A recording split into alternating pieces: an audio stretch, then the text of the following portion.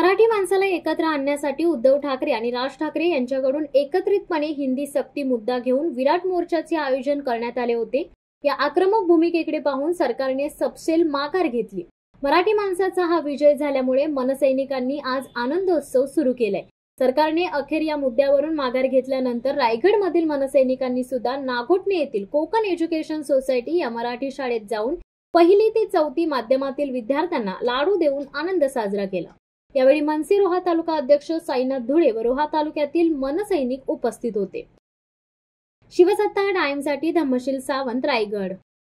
दे धडक बेधडक वृत्त देणाऱ्या आपल्या शिवसत्ता टाइम्स न्यूज चॅनलला लाल बटन दाबून सबस्क्राईब करा आणि बेल आयकॉनला क्लिक करायला विसरू नका।